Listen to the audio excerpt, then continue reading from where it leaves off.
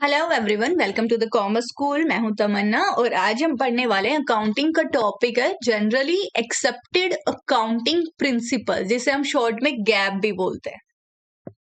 आज हम देखेंगे इसके मीनिंग और मेरिट्स, अलग अलग इसके फायदे क्या है, क्यों यूज कर रहे हैं हम गैप को, और गैप होता क्या है। सबसे पहले तो देखिए, गैप क्या है। जनरली जिसे आम तौर पर एक्सेप्ट कर लिया है, अपना लिया गया है, किसको? Accounting principles. वो अकाउंटिंग प्रिंसिपल्स जिन्हें आम तौर पर अपना लिया गया है, यानी कि क्या है, गाइडलाइंस या नॉर्म्स है जिनको वर्ल्ड वाइड यूज किया जा रहा है, दुनिया भर में यूज कर रहे हैं, जिसको किसके लिए? बिजनेस ट्रांजैक्शंस को रिकॉर्ड या रिपोर्ट करने के लिए यूज किया जा रहा है। तो गैप क्या है? वो जनरल गाइडलाइंस है जिनको यूज किया जा रहा है अकाउंटेंसी के अंदर, ताकि बिजनेस की ट्रांजैक्शंस को रिकॉर्ड कर पाए और उसको रिपोर्ट भी कर पाए। तो गैप को यूज करने या गैप के रूल्स को फॉलो करने से क्या हो रहा है कि मैनेजमेंट के लिए इजी हो जा रही हैं चीजें, है ना। हम लोग क्या मानते हैं, अगर किसी कंपनी ने गैप के रूल्स के अकॉर्डिंग अपनी अकाउंटिंग स्टेटमेंट्स प्रिपेयर किए हैं, तो ये माना जाता है कि कोई भी डेटा को मैनिपुलेट नहीं किया गया है और क्लियर ट्रू पिक्चर है बिजनेस की, जो अकाउंटिंग स्टेटमेंट में दिखाई गई है। क्लियर है, ये मीनिंग है। अब इसके मेरिट्स क्या है, फायदे क्या है, हम क्यों यूज करें गैप को? सबसे पहले कंसिस्टेंसी। अगर आप गैप के रूल्स को यूज कर रहे हो, यानी कि अकाउंटिंग रूल्स को अगर आप यूज कर रहे हो, तो क्या होता है, आपकी फाइनेंशियल स्टेटमेंट्स में क्या आती है, यूनिफॉर्मिटी आती है। क्लियर है, आपने एक रूल को फॉलो करके हर साल अपने अकाउंटिंग स्टेटमेंट्स प्रिपेयर किए। अब क्या है, आपके अकाउंटिंग स्टेटमेंट्स का एक यूनिफॉर्मिटी है, एक जैसी सी है, मतलब एक ही तरीके से आपने प्रिपेयर कर रखी है, एक ही गाइडलाइन के अकॉर्डिंग। अब ट्रांसपेरेंसी भी है। कैसे? क्योंकि आपने गैप के रूल्स को फॉलो किया है, और गैप के रूल्स के फॉलो करने से क्या माना जा रहा है कि कंपनी ने जो अकाउंट्स मेंटेन किए वो क्लियर है, ट्रांसपेरेंट है, कुछ भी इंफॉर्मेशन हाइड नहीं की गई है, रूल के अकॉर्डिंग अपनी बैलेंस शीट और P&L अकाउंट प्रिपेयर किया है कंपनी ने। क्लियर है।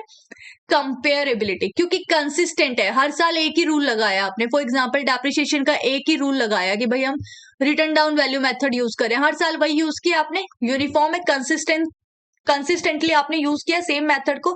अब कंपेयर करना इजी हो जाएगा, आप कंपेयर कर पाओगे कि पहले साल कितना डेप्रिसिएशन दे दिया, दूसरे साल कितना, तीसरे साल कितना, चौथे साल कितना। आप कंपेयर कर सकते हो क्योंकि एक रूल यूज किया आपने हमेशा ड्यूरिंग द लाइफ टाइम।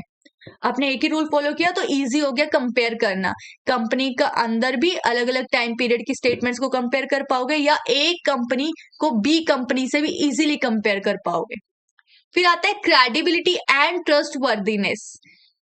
जो भी क्रेडिटर्स होंगे, इन्वेस्टर्स होंगे, या कोई भी गवर्नमेंट अथॉरिटी होगी, वो क्या करती है, वो ऐसी कंपनीज को ट्रस्ट करती है जो गैप के रूल्स को फॉलो करके अपना फाइनेंशियल डेटा पब्लिश करते हैं।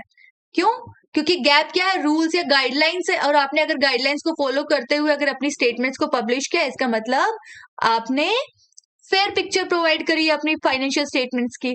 नेक्स्ट है प्रिवेंशन ऑफ फ्रॉड।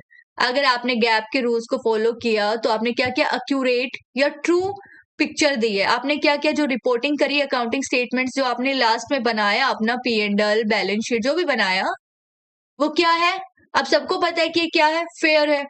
आपने कुछ भी गड़बड़ घोटाला नहीं किया है, क्योंकि आपने रूल्स के अकॉर्डिंग बिजनेस ट्रांजैक्शंस को रिकॉर्ड किया और उनको क्लासिफाई किया, अकाउंट्स प्रिपेयर किए, बैलेंस शीट बनाई, ट्रायल बैलेंस बनाया एंड में। तो कोई भी चांस नहीं है कि आपने कोई ट्रांजैक्शन मिस कर दी होगी या कोई गड़बड़ हुई होगी, क्योंकि बैलेंस शीट तो मैच कब होती है, कब मैच होती है, जब आपने सारी ट्रांजेक्शन्स रिकॉर्ड कर ली होती है। जनरली ये अज्यूम किया जाता है। तो क्या होता है, गैप को अगर आप फॉलो कर रहे हो, गैप के अकॉर्डिंग अगर आप डेटा पब्लिश कर रहे हो, तो फ्रॉड के चांसेस बहुत रेयर होते हैं। क्लियर है। तो मैं उम्मीद करती हूँ आपको गैप का मीनिंग क्लियर हुआ होगा। अब हम मिलेंगे नेक्स्ट क्लास में नए टॉपिक के साथ, तब तक के लिए बाय बाय।